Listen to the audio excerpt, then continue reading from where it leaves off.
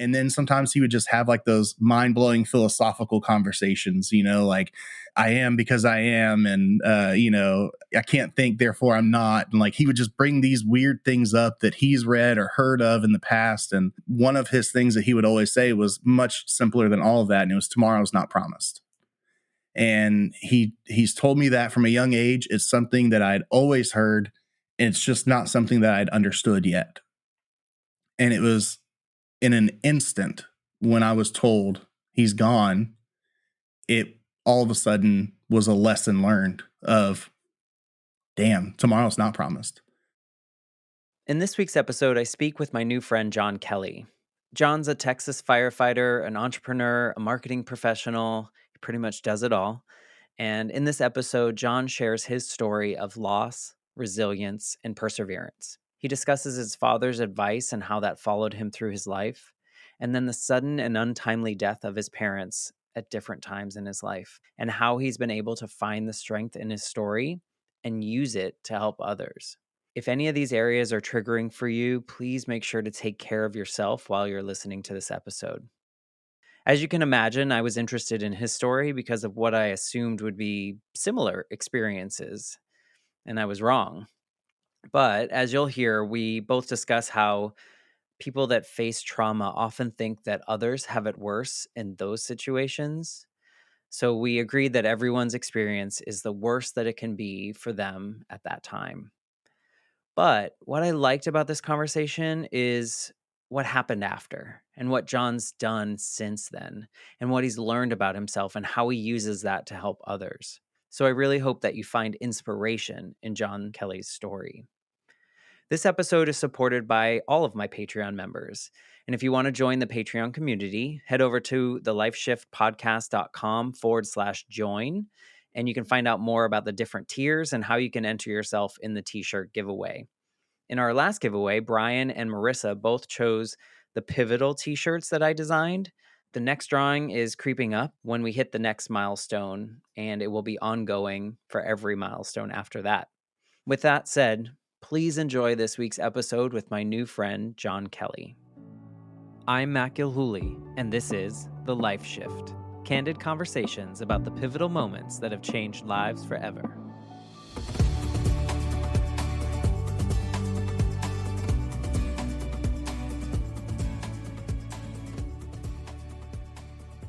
Hello, my friends. Welcome to the Life Shift podcast. I am here with John the Marketer, but we'll also call you John Kelley. That's my real name. But, John the Marketer had to find something catchy to get people's attention. I like it. But you're also on Twitter as John the Podcaster. So you have many monikers. Yeah, well, John the Marketer was taken on Twitter, so whoever has that, I really appreciate you. So I was like, you know what? This is a good time, too, to kind of use it to promote my podcast. And since you and I both are always on podcasts, you understand that sometimes you got to go from both angles there and say, hey, I'm also a podcaster and I can help you in that space. Your podcast that you are mainly on is Small Business Origins. Is that correct? That's it. Yeah, man. We tell the small business story, the story behind the entrepreneur, the origin, where they came from and how they got to what they're doing now. Because we've talked a little bit behind the scenes. We had a long Twitter exchange, actually, which was so wonderful.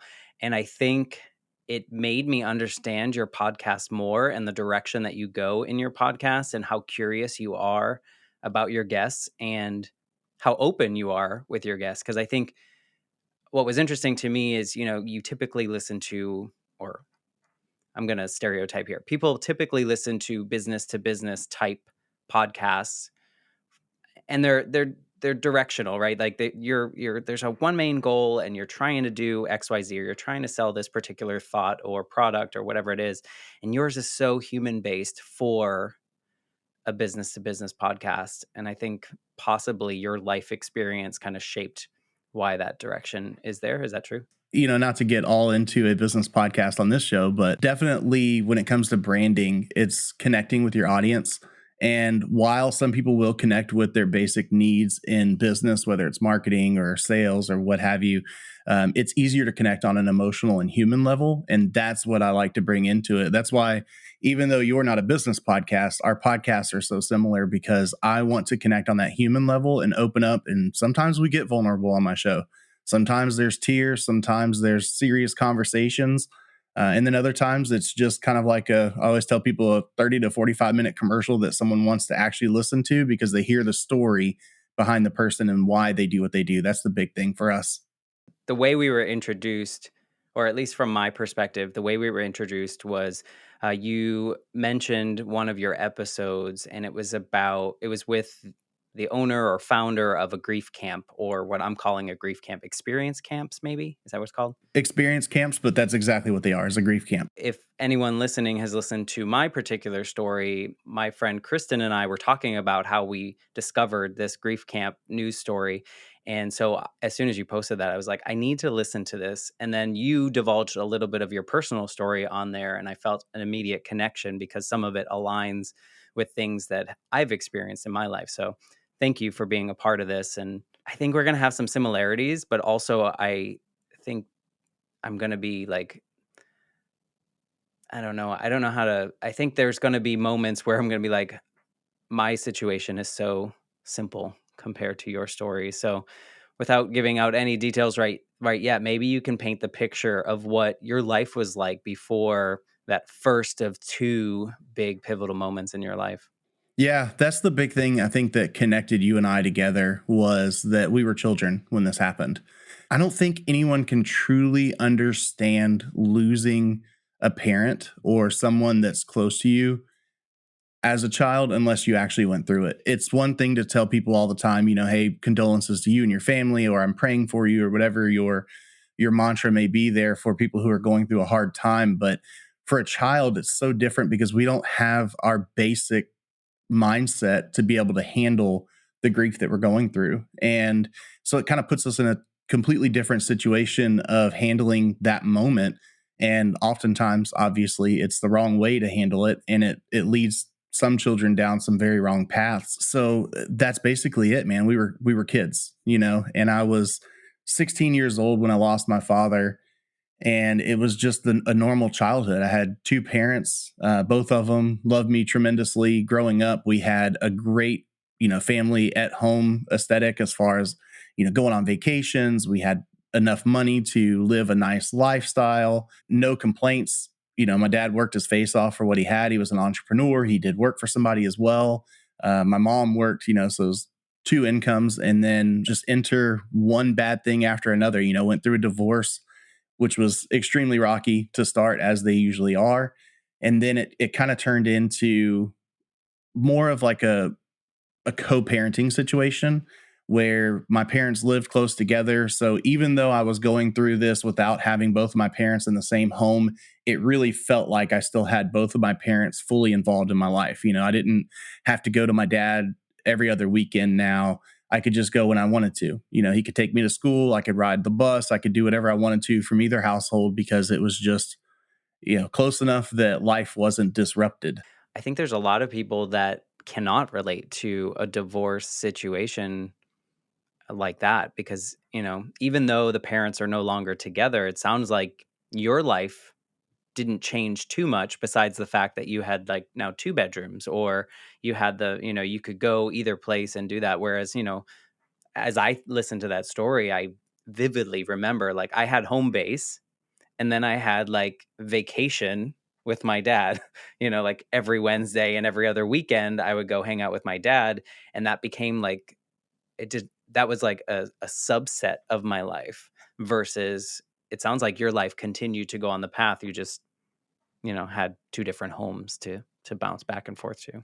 It didn't start that way. It started as what you would describe, and it was actually much worse because I say I grew up a normal life and had this like great at home aesthetic and all this stuff, but there were problems. Of course, the divorce was for a reason, but for me personally and for my sister, the good thing is we weren't involved in those problems. For us, everything was fine. Just to be honest, I mean, I had parents that were beating the crap out of each other, and we were witnessing this stuff and going to my room and shutting the door and playing Donkey Kong at full volume on, the NES and all this stuff because there were definitely problems between the marriage. So when it first ended, I mean, we were talking knockdown dragouts outside of the home, in the workplace, restraining orders at 6 p.m. on Friday. I can remember walking down the long driveway from my grandma's house to the end of the road so that my dad could pick me up and not violate the restraining order.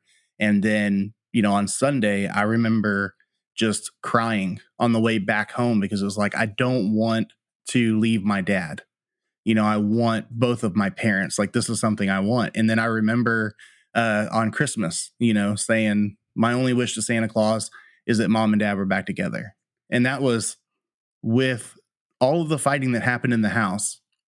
I still wanted my mom and dad back together, and then what needed to happen happened, and they got over their crap. And then we were able to kind of coexist. That's quite a journey in itself. Was there ever a before time, like when you were growing up, where the outside image of this idyllic family, if you will, this picture perfect, was the inside the same at any point in that life, or was it always kind of a little bit traumatic? Man, it went where we would have days or weeks that were perfect, and then all of a sudden it would be a knockdown, drag out, and then right back to perfect again. I wouldn't say that any of our life was like fake or for show. We absolutely, when times were good, they were great, but it was like being bipolar, where you just kind of, you had those great times, and while they were great, you were on this high and everything was perfect. And then during the bad times, the good thing is we were sheltered from any, like, we weren't abused, we weren't a part of any of the things that were happening. It was strictly between mom and dad. And so that was the good part of that. And then, all of that stuff kind of healed up and we got past it. And you're right, it really went from having two separate places of, that home base, and then something else that I get to go do, like you said, vacation, which it kind of was. We'd go to Astro World here in Houston, and we'd go do something fun because we didn't want to just sit around the apartment all day and do nothing. Time is limited when you have those little, you have 2 days with your dad. It was like you got to pack those with things to do, but then you go home with mom and you're like, oh, this is boring. Like, what am I doing here? This is my normal life. So I understand that. My mom hated it. She hated it because she did. She was like, it's like vacation for you. He's the hero. You love him because you go do stuff that's fun, but then I'm here paying the bills and sending your ass to school, So, Do your homework. yeah, exactly. But yeah, I mean, and I know going through this, of course, we want to talk about the one pivotal moment, the thing that occurred, but it surprised me when I sat down with a therapist for my first time at over 30 years old. Whenever I said, hey, here's my life story, and told him I think it was a 2 or 2.5 hour session that went well over the session you get when you sit down with a therapist. And at the end of it, he was like, my God. And I'm like, huh, if this guy is saying that, this is not a good life. Like, I've been through some stuff, but I don't call myself a victim, and I don't live in that victim mentality. So I know we're kind of jumping all over the place here, but alluding to something you spoke about, of like thinking about what I'm going through and how bad it is, for me. And then I look at what someone else is going through and I'm like, man, they have it so much worse. And it's like, I don't think that anybody necessarily has it worse. I mean, sure, you can, if someone was as a child sexually assaulted or physically assaulted by their parents, I would agree that's worse than anything I've ever been through. Sure. At a macro level, flying high, looking down, I think we're all going through a lot of crap, and it's not fair to compare ourselves to other people, and just know that it's the worst for that person.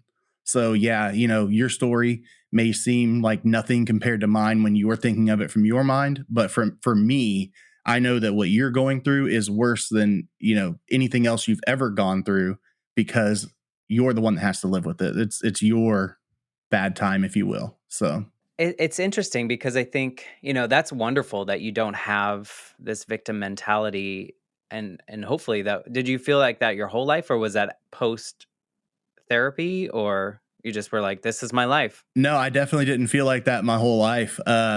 What actually happened was, whenever I was sitting there thinking about my dad and how bad this thing was, and I know we're going to talk about it here in a little bit, so I don't want to give away too much, but I was feeling sorry for myself, and I was absolutely in that, like, this is the worst thing ever. I need my dad now, victim mentality.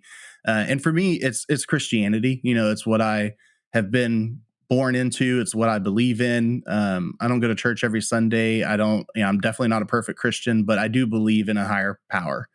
And so I was sitting there looking at this dollar store candle. It was on my desk in my room, and it was Jesus Christ on the cross. And I was like, oh my God, here I am as a Christian who believes in, Jesus coming to the earth and being persecuted and then being killed and crucified. And I'm like, but I think I have it bad. And that's where that first comparison came to me of not being in that victim mentality was, holy crap, everybody's going through something. And that is kind of a pivotal moment for me where I went from being so selfish as a child to realizing that the world is bigger than I am.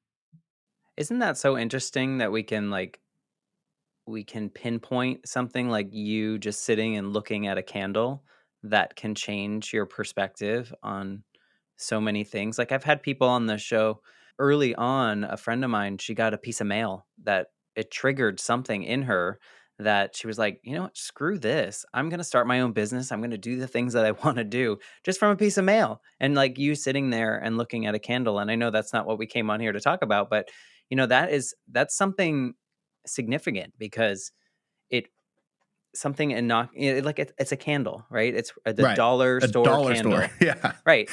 That was sitting there, and you at that moment took and connected it because you probably seen the candle before, right? It wasn't like All it the was time. like I've right. had It it for a wasn't a while. brand new candle that you just got, and it was like, oh wow, connection. But that moment of looking at it changed your perspective.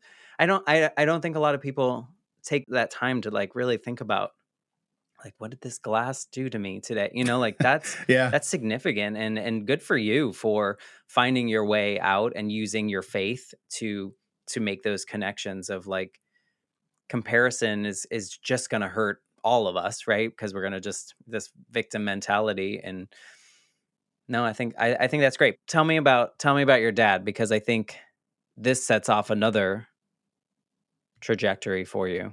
Absolutely. Yeah. So, man, love my dad.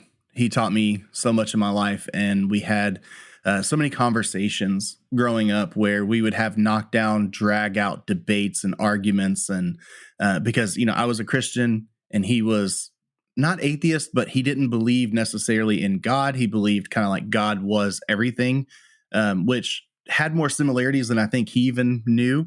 But we would, debate about that stuff. And then we would debate about politics because I was always more conservative leaning and he was always more liberal leaning. We were like opposites, but we learned from each other. And I think it really opened me up to be this open person that it's like, I can talk to anybody and be friends with anybody, no matter what side of the political aisle, religious aisle, no matter what you subscribe to, what you believe in, we can always get along. And he taught me a lot of these life lessons. And it's something that a father is supposed to do for any child, but especially a young man that's 15, 16 years old and truly starting to become an adult. That's when it happened, man. It was actually New Year's Eve. It was 2004, December 31st. I wasn't with my dad for that New Year celebration, which is something that I would probably typically go do because my mom was always kind of at home and my dad was definitely one that I've been in bars since I was 12 years old, little ice houses, shooting pool, taking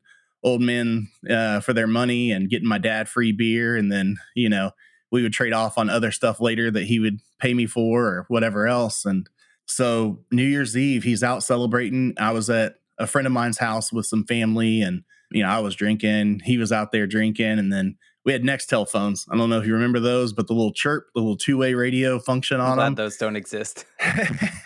And so the phone lines were down and he was able to hit me up on the little two-way. And it was just after midnight, January 2005. And he hit me up and it brings tears to my eyes because I think about this is the last conversation I had with my dad. He said, "Hey, son, just want to tell you Happy New Year and I love you." So I go back with him on that. I'm like, "Hey, I'm right down the road in Hockley. You want to come pick me up?" He was like, "No, I'm going home with two women." And it was a joke. He was just partying with two friends of ours at the bar, and then my sister and my brother-in-law went home with them, and they all kind of saw him there at the house. They were just, finishing up kind of the after the bar shuts down, celebration shuts down, have a few drinks and talk type thing. And they went home. And then shortly after they left, and got back to the house, they get a phone call. And it was one of the two people that were with them. And they said, "Hey, I think Gary's dead." They're like, "Oh my God, did you call 911? Did you call, whoever?" And they're like, "No, I think he's just dead." And basically turned out to be two of the biggest idiots in the world that could have ever been with him. But they called another friend and said, hey, because my sister lived like 30 minutes away. So this other friend, who she's now gone as well, but she rushed over to his house and on the way called 911 and did all the things that you were supposed to do if you were a good friend and there with my dad while he's dying.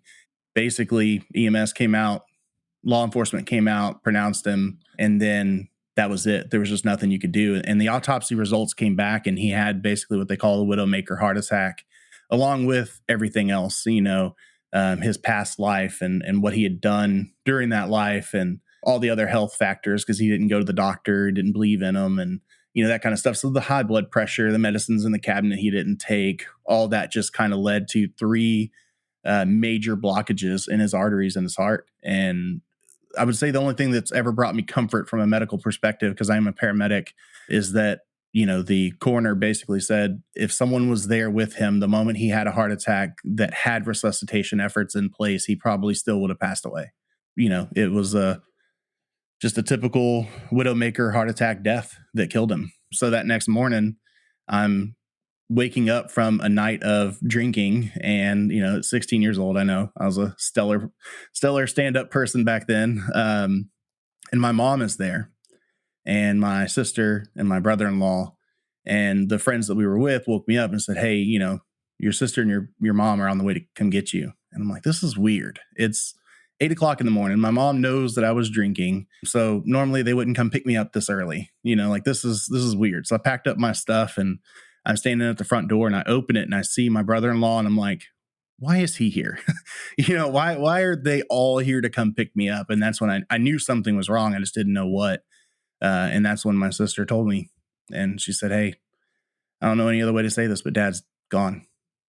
And everything just flew. My entire life just kind of like flew by, and everything seemed insignificant.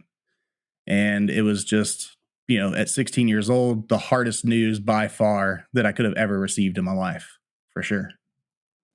You say that the whole world flew by. Do you remember those moments? Do you remember right after you were told? Do you remember how you reacted? I don't remember much for me. I guess I was old enough, which is, talking about comparing ourselves. I feel lucky in that I was old enough to truly remember every single thing about my dad, all of the moments we went through from a very young age. And then, of course, I've got plenty of VHS tapes and stuff that I can still go back and watch too. Luckily, my dad recorded so much all the time of our lives and what we did. He knew before we had cell phones that it was going to be important to capture these memories. And during that moment, it's kind of like the candle. I can tell you the desk I was sitting at, what wall it was on in the room of the house that I lived at the time. I could tell you it was evening time. Like I can almost remember the smell of the room as I was sitting in there. And it's the same thing with that news. I remember dropping my bag that had my video game console in it.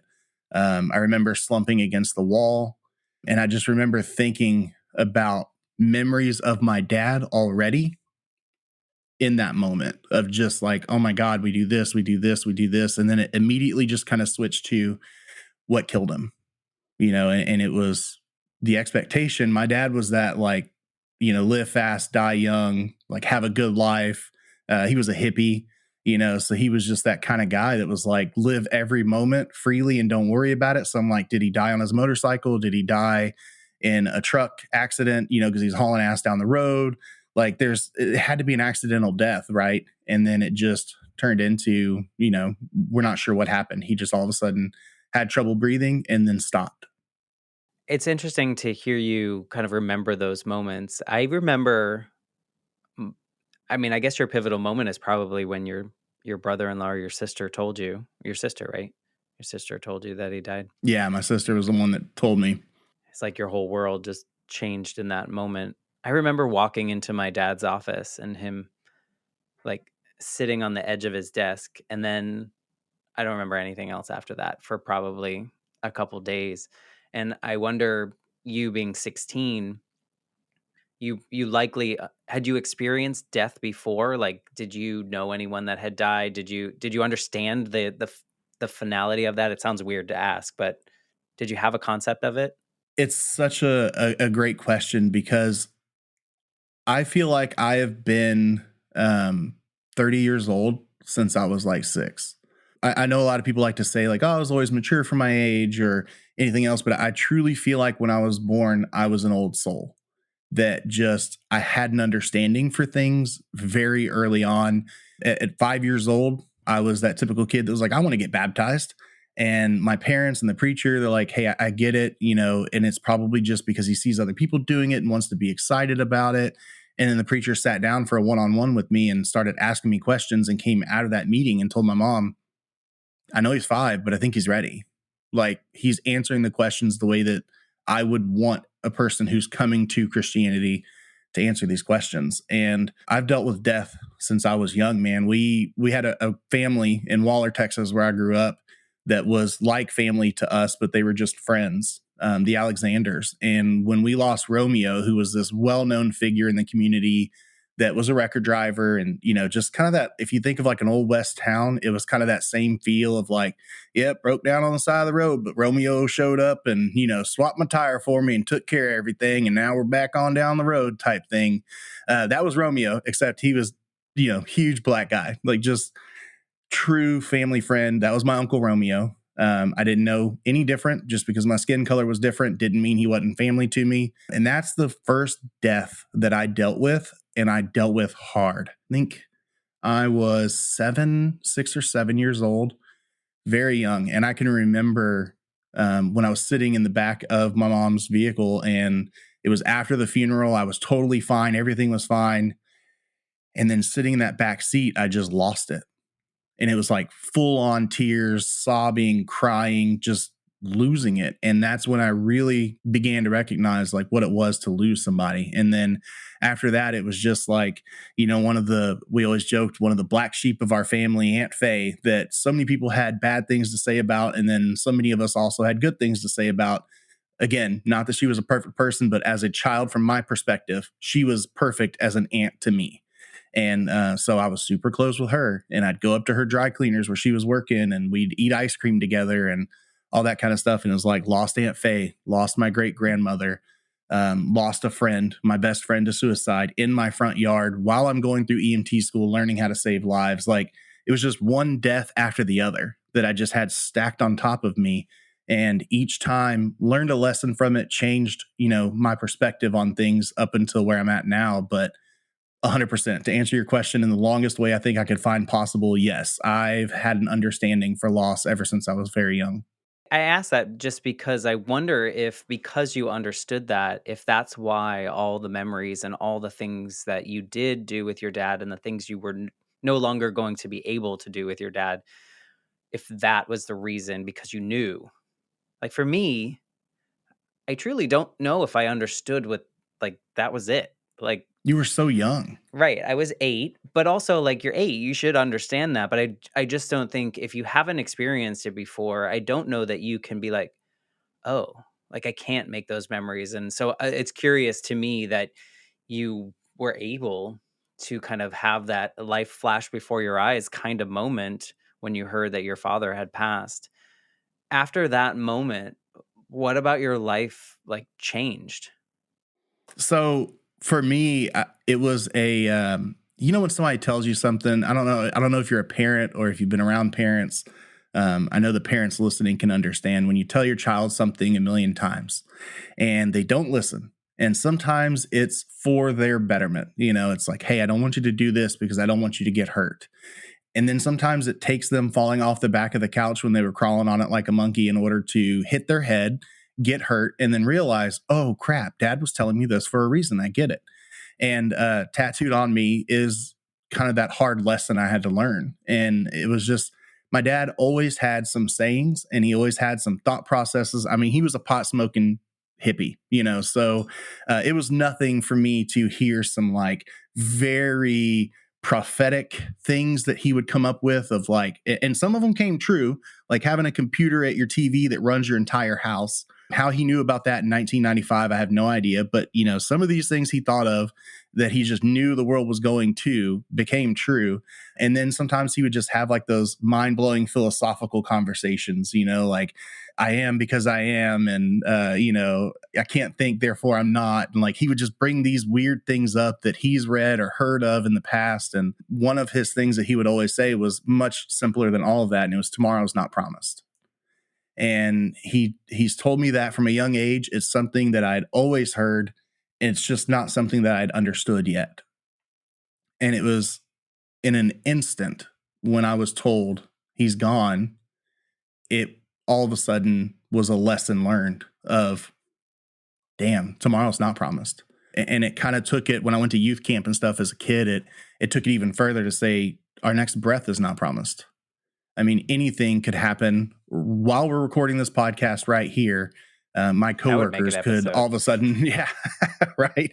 No one would forget that one. But I mean, it's that instant that, look at the, I know obviously that we record and then episodes come out later, but while we're recording this very recently, we had Damar Hamlin, Buffalo Bills, playing a football game, and they're just halfway through the first quarter or a little over, and then gets a normal standard tackle, stands up, and then he's gone, and thank God with the teammates and the healthcare providers standing by and there, they were able to bring him back. But it's that fast that our next breath is not promised. Like it could change that quickly. And if you want to talk about my lesson learned, go back and listen to what Damar said in interviews prior to that game. And it goes right along with what we're talking about right now, which is that we have to make the most of what we have at this exact moment, because you may never be able to do it again. I see that can go in two different ways too. Like tomorrow's not promised, the next breath is not promised. I see someone could be very protective of really curating the perfect whatever. And then someone could just be balls to the wall crazy and just like evil Knievel, like nuts. Which one were you? um, at that moment, I would say, honestly, probably just kind of do everything I want immediately. I mean, I was a kid. So, first of all, let's not even beat around the bush. I was going to do that anyway. I know a lot of people probably feel the same exact way as I do, and that's from probably age 17 until you're 25. You make a lot of really dumb decisions and you do a lot of things because you're just a kid, and then fuel that with, hey, I've got to live how I want to live and do the things I want to do because tomorrow's not promised. And it wasn't crazy, believe it or not. I didn't get all heavily involved into drugs. I drank, but I didn't get heavily involved into alcohol, didn't become an alcoholic or anything like that. I actually went to work straight out of high school and started working for a huge sheriff's office as a detention officer. And then kind of, in between, immediately went to EMS and then fire, where I'm at now. It's just always been, I knew what I wanted to do in my life, and I'm going to do that. But I just kind of live life to the fullest and just made some dumb decisions with money and, vehicles that I was driving, and kind of that kind of stuff, where it was like, hey, I'm making money now. I'm going to trade in my paid off truck and go get me a fast Mustang that I'm going to pay for every month. And then when you lose jobs, and then you wind up losing the car. And I mean, I've gone in everything from a brand new vehicle right off the lot all the way out to a 1986 Suburban, carbureted and everything. Like I've just run the gamut in my life of, I'm going to live the way I want to. And then now, of course, I grew up and settled down, and I make a lot better decisions in my life. But I still do live a controlled mantra of tomorrow's not promised. So I want to make the most of what I have right now. I don't want to wait. It's so interesting to me because my experience after facing my mom's death was very different. I I didn't want to take any risk. I was afraid, and I think a lot of it was I was afraid of losing the rest that I had.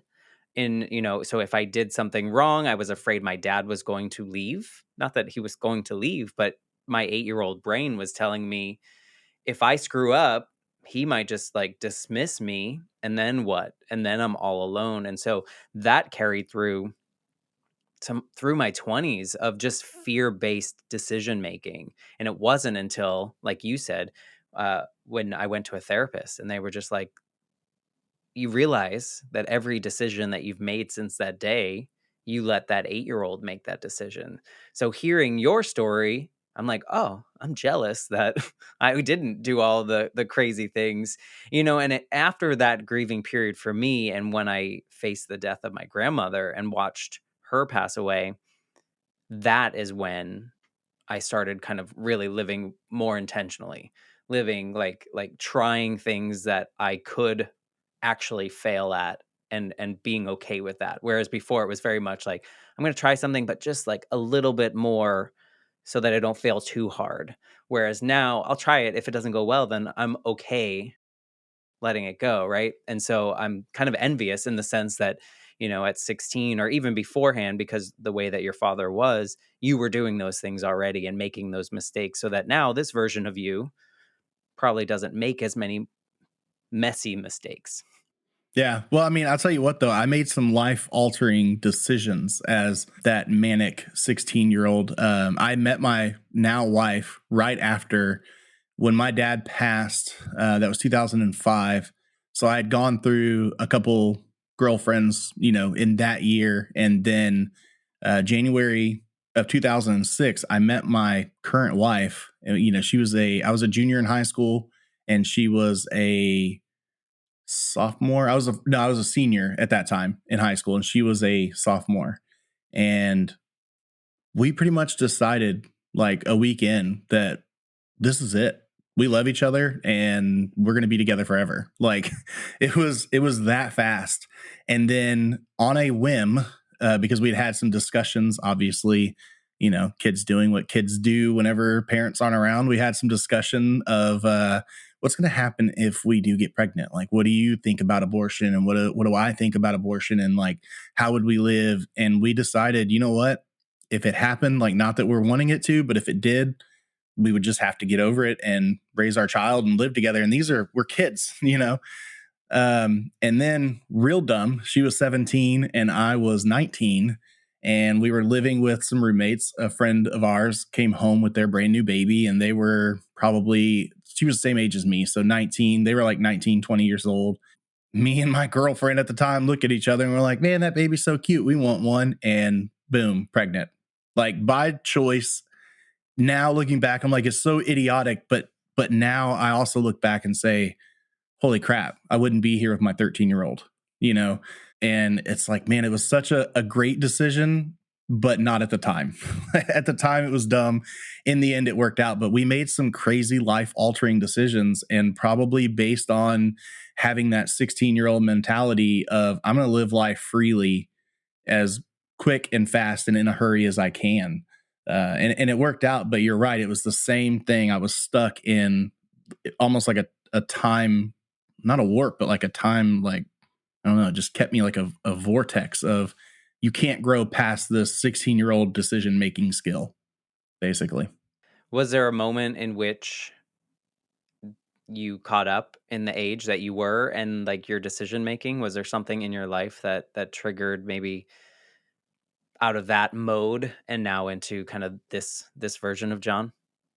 So the thing is, we never take on the first lesson. I think we understand it a little bit better, but it's kind of like a commercial. You have to hear it 3, 4, 5 times. It's like a habit. You have to do it 7, 14, 21 times in order to build it. And it's like, you never learn the lesson fully the first time.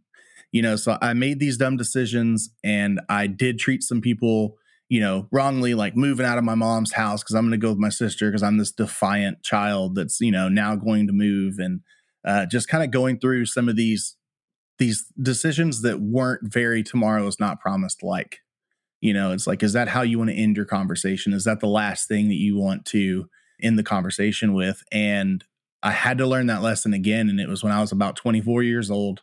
I was working for Pearland Fire Department. I was actually Pearland EMS. We merged EMS and fire together, got my fire certificate, and I was graduating fire school, what we call a pinning ceremony, which is where you invite your family, they get to come watch. Your chief presents you with your badge, presents you with basically that like handshake of, you've made it, you've passed, this is it. And so I had invited my mom because, of course, where would I go without my mom? Well, there's a whole nother backstory of drug abuse and alcoholism and things like that have run in my family, and I've not been shy to because of my mom and dad. I love them to death, but everyone has their problems, and they had a problem with drugs. And so my mom was actively fighting that all the time. She lived with me for a while. She was a fully disabled person. She was COPD, emphysema. She smoked since she was 12. Her lungs were just garbage. And so she would get sick all the time. She couldn't hold a full-time job because of the amount of time she'd have to spend in the hospital. So I really went more to like that caretaker role than just a child. She could take care of herself. I mean, kind of like growing up. When it was good, it was good. When it was bad, she was in the hospital. But when it was good, we're on the side of a mountain in Jamaica, ziplining from tree to tree. So when she could do what she could do, she was perfectly fine. But when her lungs decided they were going to give out for a while, she could be intubated, sedated, and in the hospital for 2-3 weeks at a time. And so kind of going back to pain medication, which is what was prescribed to her because of her multiple injuries and issues she was dealing with. And she would overtake those sometimes. And it caused a lot of drama between us, both growing up and then in the adult life, because she's living at home with me. We built a room in our house for her, and she's around my then 5-year-old son, and I knew that wasn't the life that I wanted him to be subjected to. So we had a very serious conversation, and it was exactly like, living by tomorrow's not promised of, I love you. I'm mad at the situation, but I'm not mad at you. I love you, but I can't have you living here unless you can straighten up. And she kind of took it as the ultimate offense. And you don't love me. You don't want me here. She left, and she went to live with my grandmother and my aunt for a while. And then they were moving back from a few towns over back into town. So they were living next door to me at the time that I was getting ready for this badge pinning ceremony. And so I was excited. I'm leaving. My son's pinning me. He's all dressed, ready to go. My wife is ready to go. She's in the truck. And I'm waiting on mom, who lives next door to me at a friend's house, a mutual friend's house. She comes, she gets in the truck. And it's just, if you've ever been around drug abuse or drug users, you can tell. If you've been around them long enough, you can look them in the face for 2 seconds and go, yep, okay, they're messed up, And I could tell. Just immediately, as soon as she got in the back seat, I already knew. So I was pissed. I was angry. I was mad. I was all of it. And there was because this was an important day for me and I wanted my mom there. So I'm not only mad she's messed up, but I'm mad now that she's ruining this. She's messed up, and I don't want to take her because the mayor is there, city council members are there, the fire chief is there, my friends, my coworkers, and my family are there. It's like, I don't want this to happen.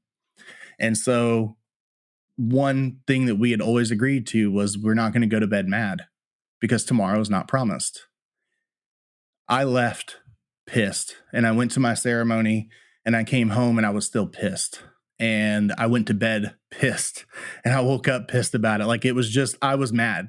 And so I went about my life, and I went to work for my 24-hour shift after that badge pinning ceremony the next day. And then I came home the next day, and I'm reading a book, and I'm sitting on my couch, and I'm just, I'm a firefighter paramedic, just gone to work, in charge on the ambulance, exhausting shift. I'm tired. I'm worn out. We're dealing with people's emergencies. I come home. It's morning time. Everyone's asleep. I'm sitting on the couch reading a book. And then my family starts to wake up. Everyone's moving around. We're getting ready to cook breakfast, that kind of stuff. And somebody knocks on my door. And I open the door, and it's my aunt. And she said, "Hey, you need to come check on your mom. I don't think she's breathing." Well, when you grow up with a mom that has COPD and emphysema and all this stuff, and you become an EMT and a paramedic, if you don't know this as an average listener, when you have a family member that becomes a paramedic, suddenly they're the family doc. So my mom, my aunt, my grandmother, they treated me like a doctor of just, "Hey, I've had these symptoms. What do you think I should do?" And I'm like, "Well, I think you should go to your doctor and then see what they want you to do and get a prescription, because I'm not a doctor. I am a paramedic. If your heart is not going, I can make it go. If you're not breathing, I can make you breathe, and I can do some doctor-like things. We can paralyze you. We can intubate you, put a tube down your throat to make you breathe. I can give you some great medicines for your heart. Like, there's all kinds of doctor things that I can do, but we're trained in emergency medicine. We're not trained in family medicine. I can't prescribe medications. I don't know what those medications do and why. Those are meds to treat illnesses. I'm here to treat life threats. So I could never get that through to them. And so I told my aunt, I said, hey, she's not breathing or she's not breathing well, because I'm thinking, great, mom is sick. She needs to go to the hospital. She needs me to go over and say, yep, you're sick. Go to the hospital, and my aunt probably just misspoke. And so now I'm barefoot and I'm chasing her across the driveway. And I said, Aunt Rhonda, is she breathing or not? And she said, son, I don't think she's breathing. And then when you're a paramedic, you kick into work mode immediately. And so I walk in and there's 4 adults in the household, not counting my mom, and nobody's doing anything except freaking out on the phone with 911 and running across to grab me because no one knows what to do, basically. And so I immediately go into work mode. I'm probably still in uniform at this damn point, like at least a t-shirt and shorts at this point. And I walk in, my mom's in kind of a fetal position on the bed. And you see all the typical paramedic things that I'm used to seeing. She's cyanotic, she's apneic, she's taking agonal respirations, which are just not good respirations. It's the neurological system just basically saying, I know I need to breathe and I haven't in a while, so I'm going to try something. And so immediately at that point, I almost in my mind thought, should I even do anything? Because I know her wishes. I know she doesn't want to be a vegetable. And I know when I'm looking at agonal breathing that she's probably gone. So what am I even going to do this for? And then just kind of immediately it went into, work mode. We train so that we do it by muscle memory. So muscle memory kicked in. And then it went to son mode of like, I'm a panicked child of this woman. And so I yank her off of the bed single-handedly, like lift her off the bed, put her on the ground, and then start doing compressions because that's all I could do. I don't have medicine. I don't have med bags. I don't have equipment. I don't have anything. So I start doing compressions. I get on the phone with 911 and kind of update them. Hey, my name's John Kelley. At the time, I was a paramedic with Pearland Fire Department. I'm doing compressions, downtime of approximately 15 to 20 minutes. Everyone went to sleep. She was breathing loudly. And then when they woke up 20 minutes later, she was no longer breathing loudly. So we had just kind of this unknown downtime. I didn't know if she had overdosed on something or took something. I had no clue what was going on because I was totally disconnected from my mom. And I was mad at prior actions. And then now, this is the last time, that I'm seeing my mom alive in my mind, right? So I'm doing these compressions. My cousin is there, and I'm like, hey, you have to do compressions. Like I have to go get Kristen, my wife. I have to, I have to get her. I need her help, whatever else. And he gets down to do compressions and they're just so fast because he's so panicked. And I'm like, okay, those aren't good compressions. I have to take back over. You've got to go get Kristen, go get my wife. And so he goes over and gets my, 8.5, 9-month pregnant wife with our daughter, our middle child. And she comes over kind of in the same mindset. Like, okay, John went to check on her and now, he needs me over here for something. And she comes waddling over, because she's big and pregnant. And she looks down and she just gasps. Sorry. That was the moment that I realized how bad it was. Because up until that moment, it was work. But then when I saw her panic, I looked at my wife and I said, Mom's dead. The hard part was she wasn't just dead like I lost my dad. I was there. I was involved in it. And the last thing I said to my dad was, I love you and I'll see you tomorrow. And the last thing I said to my mom, I can't even repeat on your show. But it ended with get out of my truck. And expletives included. And that's probably the moment that I realized, like, you didn't learn the lesson the first time. And there's so much more I had to go through with that death because she lived for a couple of days. We did get a pulse back. But I thought about, like, I took a long time off work. I walked in my chief's office. I said, I don't know if I can work on the ambulance anymore. I don't know if I can run another full arrest. I can't save my own mother. Why the hell am I out here trying to save other people? That, I mean, I totally get that the fact that you had that conversation with your dad allows for an easier closure, if you will. I don't know that it's easy, but it allows for like, You're 100% correct. it feels, well, like, okay, I did that, like we said the things. And then in this sense, you have these compounding things of one, you totally being upset with her, rightfully so, I believe. If Yep. I can support that, and in the sense that you had the right to have those feelings, and we're not we're human, right? So we can't go to bed happy every night. Sometimes there are things that we're upset about, but I can see how I think it would be different if you weren't a paramedic, right? If you weren't someone, if you were just a lay person going over there and seeing that situation.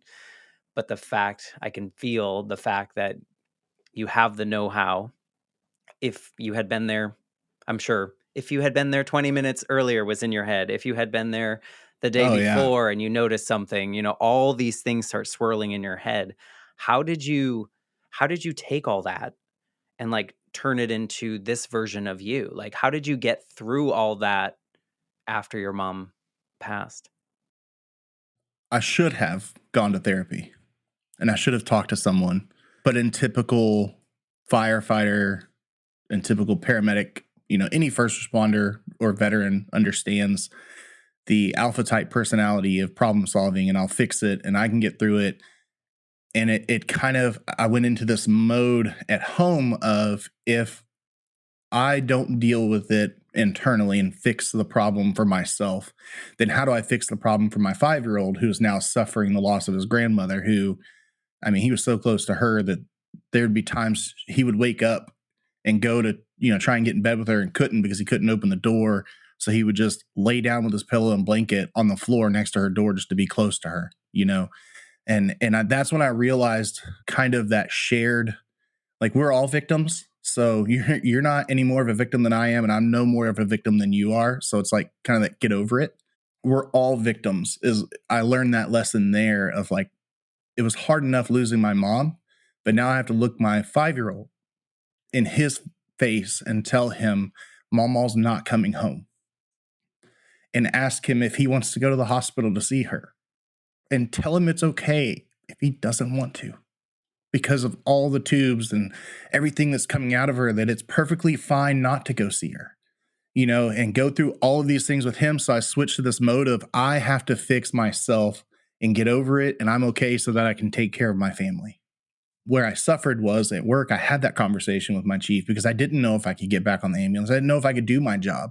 I didn't know if I wanted to anymore at that point.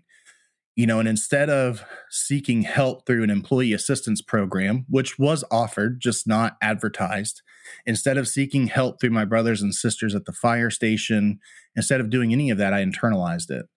I went down the wrong path, which was drinking a whole lot more than I should, trying to just drown myself in a bottle, having thoughts of, I don't want to kill myself, but if I so happen to die, I wouldn't be upset, and then just kind of self-destruction of anything and everything around me, living the complete opposite of the two lessons I had just been taught. And to the point that, I didn't live at home for a few days because my wife was so done. It was draw up the paperwork, sign the paperwork, get the hell out of my house. Like, and rightfully so. Like, I'm not even mad at her for that today, because I get it. I was going down the wrong path. And it wasn't until I felt comfortable enough to talk to other people. And this was a long process. I'm not talking about like my mom died when I was 24 and then at 24 and a half or 25, this happened. I'm talking from 24 until, and if you back up from like 9 years old until 32, yeah, about 32 is when the like worst, you're at rock bottom happened. And that's when I figured out I need to talk to somebody. And through learning coping skills and through, there's a few podcast episodes I've had of resources that are out there for first responders, and learning that I have a community around me that I can build on. That's where I've come to now. When the wife and I argue, it's still different than how we used to argue.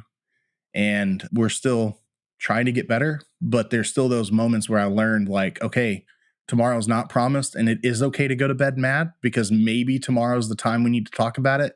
But it's not okay to go to bed without saying I still love you. You may be a witch, but I love you. I may I'm be sure she extremely has mad at names you for or you. hate you right now, but I still love you. Yeah. Oh, yeah. She's got all kinds of names for me. It's just, it's kind of learning to deal with those problems in a way of a healthy manner of talking about it, expressing it, and not holding it in. And I know it seems so cliche, and everyone always kind of says that, like, oh, I just used to hold it in and blah, blah, blah. But it's so true, especially in our industry. It's so easy to do because we have to.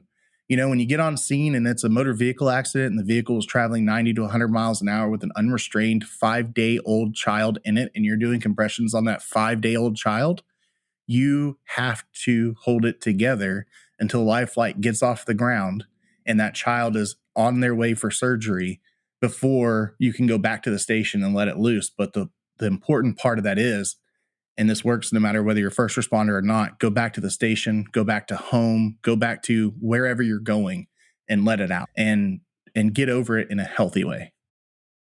Yeah, when you said, "I can fix this," or "I must fix this," that's always the sign that we know we can't. Like, we're just going to bury it, or we're going to mask it with something. And I never want to give people advice when they're facing something like this. And I'm sure you can relate to this if someone else faces it. It's like, however you're feeling at this moment in time, that is 100% okay. If you are so mad and you just want to throw things and you're just, super pissed, that's okay. You're a human. If you're so sad, like, let yourself be and go through instead of like pushing it away, because guess what? It's gonna come at some point, Yeah. and it's not gonna be a good thing. And you kind of experienced, what happens when you kind of try to bottle things up, and kind of went down a path that maybe you regret at this point. But that was just the tools that you had at that moment in time, and I'm sure you learned a lot from it. Like I said, I start when I was 8 or 9, and it even goes before that, because it probably starts at the first time I saw my parents fight. And I don't mean fight as in like, oh, I hate you and I hate you. I mean like punching, scratching, hitting. But it's like each of those little grains of sand stack and stack and stack until it makes a mountain. And it's learning to deal with it in that moment. And so it really does go back all the way to that point. And it's like fixing with a band-aid or duct tape or something else. You're masking the issue until a point that you can't put enough duct tape in the world on it to fix it. And now it kind of explodes and you have to deal with it. And instead of letting it get to that point, it's figuring out that everyone is suffering and everyone's suffering in a different way. And you need to find a healthy outlet for that. And it goes back to where we started the episode off about grief camps and experience camps. And I didn't have resources there for me for dealing with my dad's death. And at 16 years old, I looked like I was 22, 23. I could go buy beer at a gas station because they wouldn't ID me because I looked like a grown person. So people probably had some of that, like, well, suck it up, buttercup. You're going to get over it. It's going to be okay. Like you can talk to somebody. There's resources, but I didn't know that there was grief camp. I didn't know that I could go do something like that. So I didn't have any of that stuff available. So I dealt with it by sleeping and not going to school for a lot of days, to the point that I had to do community service to make up for it. And it's like, if we had those resources at the time, I think we could have fixed the problem at a young age and learned the positive way to handle those circumstances and not have to come out in the end as a 30-year-old who's going through, one of the worst moments of their life. I agree. I mean, I think there's such a stigma, and I think the stigma is going away a little bit. I think we're slowly getting to a place where we realize that mental health is important, and it's not something that is shows any weakness or anything like that. I think we've always, like, for so long, people associate, like, don't talk about that. You're fine. Everything's great. Everything's roses, and that's what I love about some of the episodes that you do on your show, is that, you just get to the real questions. You get to the real, like, vulnerable human aspect of these business owners. And I can see that it clearly comes from your traumatic experiences, but also what you've learned from those traumatic experiences. And it's kind of the same reason that I do my show. And, is that like I know what it was like when I was in those really terrible parts. And then I also know what it's like when I fixed it, like when I found the space that was comfortable. And so I appreciate you sharing. I mean, we'll go back to this comparison thing, but I can't imagine experiencing the things that you have in the way that you have, and then being able to be the person that you are now. So super honored that you wanted to just come on here and share it with me. Absolutely. What episode number was it? I listened to it, I promise, because you sent it to me on Twitter and I gave you a play by play of my thoughts. But what episode number was it where you talked about your stuff? It was originally episode 11, and then I just did a replay towards the end of 2022, just for new people to listen to. I know if people are listening right now that, hopefully they're already big fans and have already heard that episode. But if they haven't, I just want to encourage people to listen to your episode, to number 11, and hear that story, because it's crazy how we kind of compare ourselves. I know we've talked about that already, but I couldn't imagine being younger and not having an understanding, and then thinking about the ways of, one of the hardest parts for me of dealing with loss is dealing with the loss of memory of that person. It's like, man, I don't know what they smell like anymore. I don't know what they sound like. I can't remember. Like, I need to go listen to a recording, or, you lose those memories. And it's like when you're 8, a lot of memories that I had when I was 8 were gone. So I can't imagine going through what you went through in the same way. So I want to tell people, if they haven't heard the story, then go back and listen to yours, compare it to mine, and then see where we are both able to say, man, I couldn't imagine going through the crap you went through. Like, that sucks. And understand that if you're out there and you're dealing with this hard moment of life where you went through something, or you're currently going through something, know that we probably have the same feeling of, man, I can't imagine what this listener is going through right now as they listen to the show. And I couldn't imagine going through that. And they're listening to us. It's like a dream within a dream within a dream of, like, they can't understand how we could even sympathize with them. But I just want to tell them that we can. And whether you're a man or a woman, or you identify as something else, or whether you're Republican leaning or liberal leaning, or, like, whatever you're in currently, it's okay to be vulnerable. It's okay to reach out, and it's okay to have conversations like this. I think that's something you and I talked about in our Twitter conversation of, like, well, we're both men, so this really needs to happen, because there's such a machismo around, well, men can't be sad, men can't cry.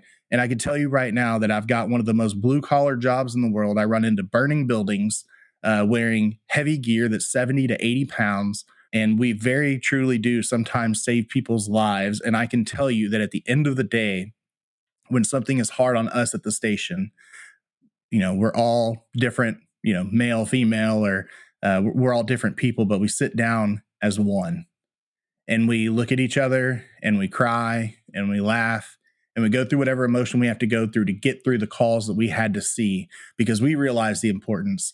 And at one point in time, we would have called each other wussies. We would have said, it's weakness to show any type of crap. Like, you're a firefighter, get back out there and go do what you do. But the thoughts around that are changing. The perception is changing. And I just want any listener to know, doesn't matter what you identify as, or who you are, or where you are, it's okay not to be okay. And if you need to reach out to somebody, Matt, I know that your social media channels and emails always open. Mine is, I'll talk to you at 1:00 in the morning, even if I don't know you, if it means keeping you from doing something to yourself, or helping you to get through whatever it is you're going through.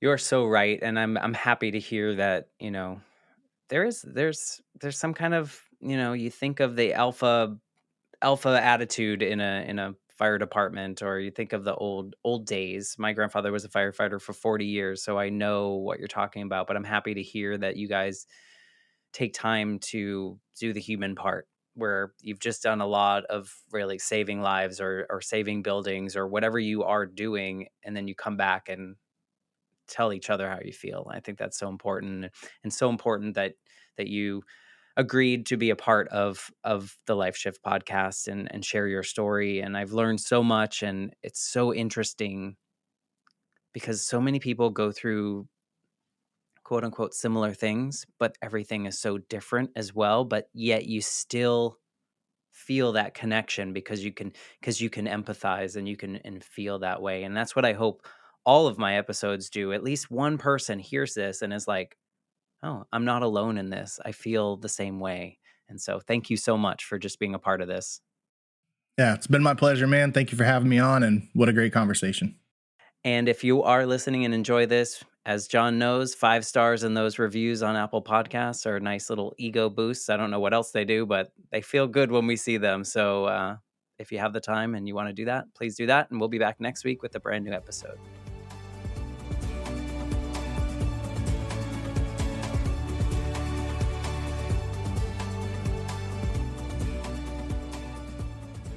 For more information, please visit www.thelifeshiftpodcast.com.